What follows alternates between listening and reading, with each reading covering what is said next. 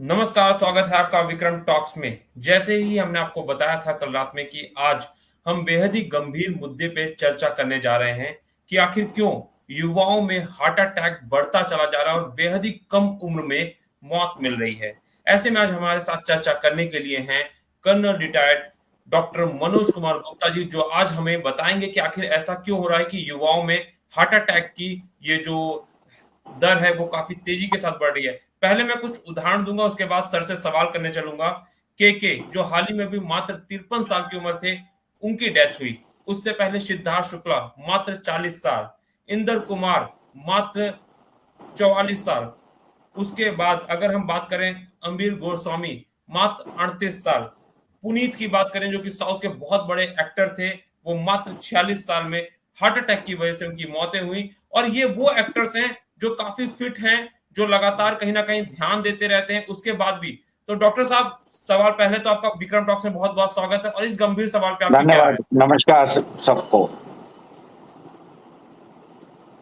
मेरे सारे दर्शकों को नमस्कार। देखिए, ये बहुत एक अहम टॉपिक है और विचाराधीन टॉपिक है। हम सबको ये बात समझना चाहिए कि क्यों हार्ट अटैक, जो पहले एक ओल्ड एज बीमारी मानी जाती थी, अब वो यंग एज बीमारी मानने लगी है। उसके दो तीन मुख्य कारण हैं। एक, जो हमारी लाइफस्टाइल है। हार्ट अटैक भी अब एक लाइफस्टाइल डिजीज में काउंट होने लग गई है, जैसे हाइपरटेंशन, डायबिटीज, ओबेसिटी और हार्ट डिजीज।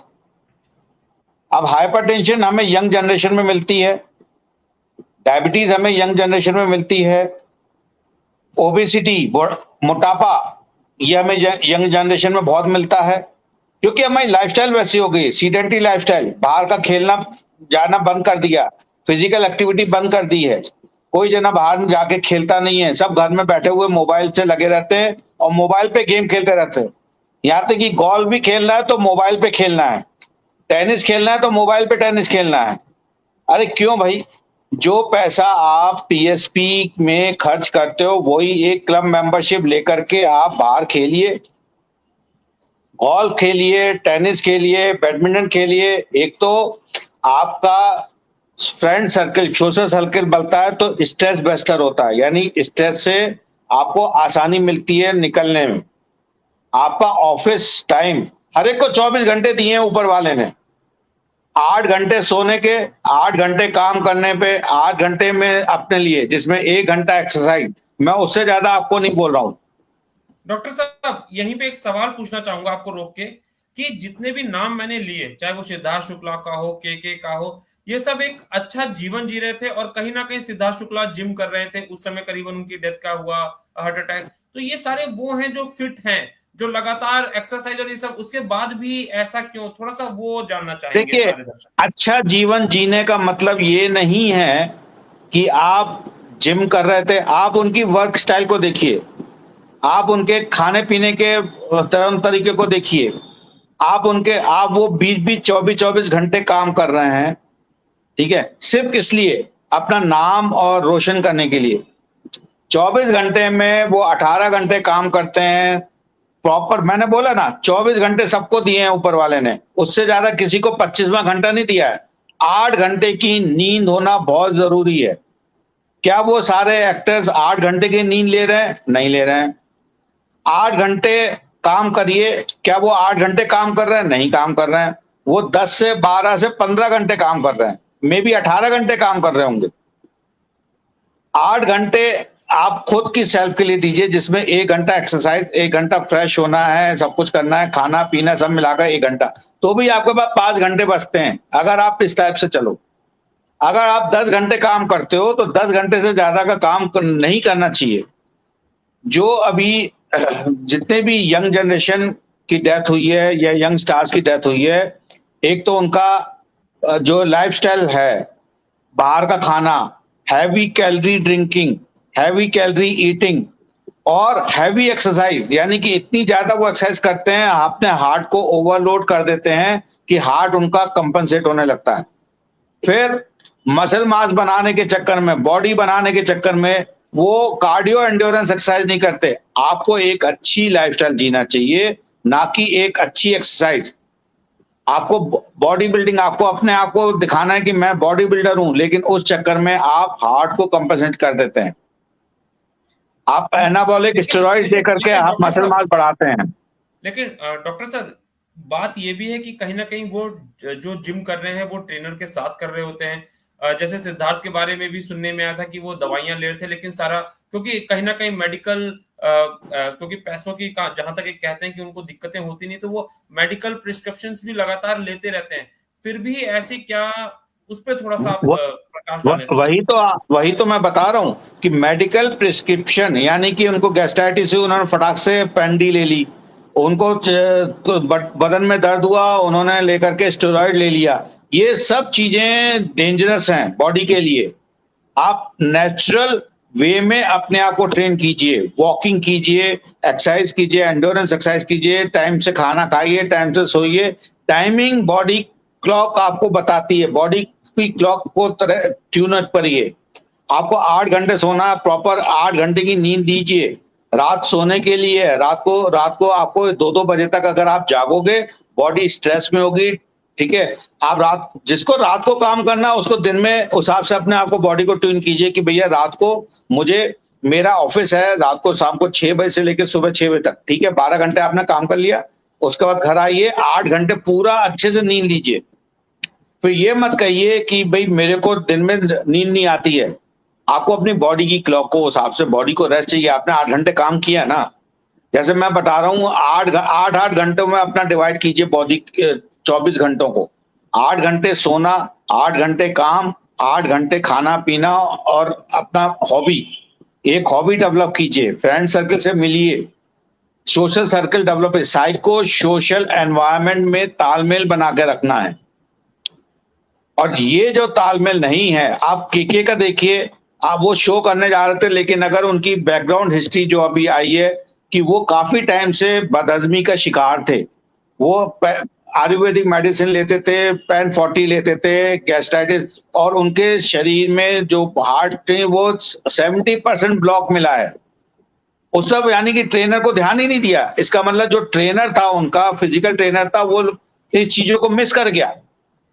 डॉक्टर साहब, अभी एक दर्शक ने हमसे सवाल पूछा है, प्रशांत जी ने, कि वर्तमान भागम भाग जिंदगी में देर रात तक काम करना, फिर सुबह सोकर उठते ही फिर से काम पर लग जाना, इन सब के बीच फिटनेस की जो दौर की जो कड़ी है वो काफी कहीं ना कहीं व्यस्त हो गई है। व्यस्ततम काम के बीच फिटनेस पे ध्यान कैसे रखा जाए, क्योंकि आज की दुनिया में कहीं ना कहीं जो कंपटीशन है वो अपने हायर लेवल पे है, और ऐसे में अपने आप को बनाए रखना, उसके लिए आप क्या सवाल जवाब देंगे हाँ प्रशांत? हाँ, प्रशांत जी, इसका जवाब यही है, जैसे मैंने आपको बताया, आपके पास 24 घंटे हैं, किसी भी इंडिविजुअल को 25वां घंटा नहीं दिया है। आपका जो काम है, आप उसको, आपको देर रात तक काम करने का मतलब क्या है? आप 8 घंटे से ज्यादा 10 घंटे काम कीजिए, ठीक है, 8 घंटे की नींद लीजिए, 18 घंटे हो गए। उसके बाद भी आपके पास 6 घंटे बचते हैं, जिसमें 1 घंटा हम चाहते हैं कि आप एक्सरसाइज को दीजिए, अपने फिजिकल फिटनेस को दीजिए। आप 1 घंटा कार्डियो एंडोरेंस का, आप साइकिलिंग करिए, जॉगिंग करिए, जिम में जाइए, 1 घंटा बकायदा अपने आप को दीजिए। अगर आप ये सब नहीं कर सकते, बाहर नहीं जा सकते हैं, तो अमेरिकन हार्ट एसोसिएशन का वॉक एट होम, अगर आप यूट्यूब पे लगाएंगे वॉक एट होम, आप 1 घंटा वो वॉक कर सकते हैं। आप वो वॉक एट होम आप ऑफिस में भी लगा सकते हैं यूट्यूब में, और ऑफिस में एक ग्रुप बना लीजिए जो आधा घंटा अपने ऑफिस के रूटीन से छूट करके वो आधा घंटा वो एक्सरसाइज कर ले। आधा घंटा सुबह करो, आधा घंटा शाम करो, उससे ज्यादा नहीं चाहिए, उससे ज्यादा हम आपसे मांग भी नहीं रहे। तीसरी चीज, हाई प्रोटीन डाइट जो आपको मसल मास बनाता है, लो फैट, लो कार्बोहाइड्रेट, हाई फाइबर डाइट, यानी कि आपको सलाद खाइए, सूप पीजिए, फ्रूट सारे खाइए, जूसेस लीजिए, हर 3-3 घंटे में थोड़ा थोड़ा खाइए। बहुत देर तक बहुत हैवी मील मत लीजिए। 6 दिन डिसिप्लिन के साथ चाहिए, एक दिन अपने आप को चीट करिए। वो चीट डे में आपको जो कचरा खाना खाइए, कोई मना नहीं कर रहा हम, कोई डॉक्टर इस बात को मना। 6 दिन आपको डिसिप्लिन के साथ चलना है, यानी कि 6 दिन आपको बकायदा सुबह उठिए, अपने एक्सरसाइज कीजिए, अपना गर्म पानी पीजिए, अपना छोटा छोटा खाना खाइए, बिना तला हुआ खाने के, हाई प्रोटीन, लो फैट, लो कार्बोहाइड्रेट, हाई फाइबर डाइट। ये आप जब करेंगे तो आपको कभी ये प्रॉब्लम नहीं होगी। लेकिन अगर आप 6 दिन अपने आप को चीट करेंगे और एक दिन सोचेंगे कि मैं एक दिन संडे के संडे खूब एक्सरसाइज कर ली, खूब रेस्ट ले लिया, उससे नहीं होता है। आपको डॉक्टर अपने साहब वेट को बॉडी को डॉक्टर साहब अपने आप को मेंटेन करना, बॉडी की रिस्पेक्ट करनी है। डॉक्टर इस साहब बिना बॉडी के आपका अस्तित्व नहीं है। डॉक्टर साहब ये तो हो गई कि हम किस तरीके से अपने फिटनेस को, डाइट्स को और उसको कंट्रोल करें और किस तरीके से अपने समय को हम प्रारब्ध करें। लेकिन बहुत से दर्शक हमारे ये जानना चाहते हैं, आखिर क्या ऐसे लक्षण हम देख सकते हैं हार्ट अटैक के परिदृश्य में कि ये हार्ट अटैक आया? क्योंकि कभी-कभी जब माइनर अटैक आता है तो वो हमें पता नहीं चलता, हल्का सीने में दर्द होता है। तो ऐसे क्या-क्या लक्षण हैं जो ध्यान देना चाहिए हर एक इंसान को कि अगर ऐसा कुछ कोई भी बता रहा है समस्या या चीजें, तो उसके बारे में? सबसे पहला लक्षण होता है पेट में गैस का बनना, गैस्ट्राइटिस, यहाँ पे चेस्ट में बीचों बीच गैस्ट्राइटिस हो जाना। और इसका रेफरल पेन आपका शोल्डर में, राइट शोल्डर में या अपना लेफ्ट शोल्डर में या बाह में जाएगा, कंकी उंगली के पास। अगर आपको सांस में तकलीफ होती है, जिसको कहते हैं फीलिंग ऑफ डूम, एकदम से आपको ऐसा लगता है कि मैं अब गया, और छाती में काफी ज्यादा हो रहा है, पसीना आ रहा है और आपको यहाँ पे कंप्रेशन महसूस हो रहा है कि आपको बहुत, तो उसी वक्त आप कोई फिजिकल एक्सरसाइज मत कीजिए, सिर्फ उकड़ू बन करके यानी पैर को मोड़ करके और आप वहीं के वहीं बैठ जाइए और थोड़ी देर के लिए हार्ट को रेस्ट होने दीजिए। फिर आप अपना किसी फ्रेंड की मदद से ज्यादा दौड़िए मत, भागिए मत और पैनिक मत कीजिए, क्योंकि सबसे बड़ी प्रॉब्लम, जैसे हमने केके वाले में जब उनको तकलीफ हो रही थी, सब उनको दौड़ा के ले जा रहे थे। तो अगर थोड़ा सा हार्ट अटैक पड़ने की वो तो छोटा सा हार्ट अटैक था, वो फ्रैंक हार्ट अटैक में तब्दील हो गया और जब तक वो अस्पताल पहुंचे उनकी डेथ हो चुकी थी। अगर वो वहां पे बैठा देते, जो उनके पास अगर कोई अच्छा मेडिकल अटेंडेंट होता, जो होगा वहां पे, लेकिन क्योंकि वो वीआईपी थे तो वो निगलेक्ट हो गए कि भैया जितनी जल्दी हो गए उनको अस्पताल पहुंचा, तो उनको स्ट्रेचर पे नहीं ले जाए, उनको दौड़ा करके लेके गए। जी। हाँ, एक वीडियो आई है जिसमें उनको काफ़ी जो आयोजक थे वो एक साथ अपने पकड़ के, तो ऐसा क्या-क्या चीज़ें ध्यान में रखनी चाहिए कि जब भी ऐसा कुछ आए, क्या एहतियात बरता जाए? हॉस्पिटल तक जब तक या डॉक्टर से कंसल्टेशन नहीं हो पाती, उससे पहले क्या एहतियात, जैसे हम कहते हैं कि एक फर्स्ट एड क्या होना चाहिए? सबसे पहला बात है कि अवॉइड स्टेनियस एक्टिविटी, यानी कि आपको बहुत ज्यादा स्टेन नहीं लेना है, पैनिक नहीं करना है। अगर आपके छाती में दर्द हो रहा है और आपको घबराहट बहुत ज्यादा महसूस हो रही है, आपके लेफ्ट शोल्डर में पेन जा रहा है और पसीना आ रहा है, गैस्ट्राइट खूब गैस बन रही है, तो आप बैठ जाइए शांति से, बिल्कुल आराम से, और अपने किसी दोस्त को मदद के लिए बुलाइए, जो आपको एम्बुलेंस से लेकर के स्ट्रेचर पे ले जाए एम्बुलेंस में और जाकर के ईसीजी, इको कराए और एग्जामिन करवाए। हर पेट का गैस हार्ट अटैक नहीं होता, पर हर हार्ट अटैक पेट की गैस की तरह मिमिक करता है। ठीक है, तो इसलिए उसको लाइट मत लीजिए।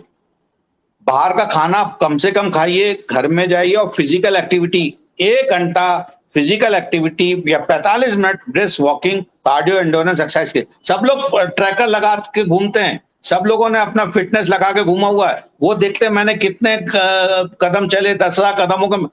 वो लीजर वॉक का कोई रोल नहीं है।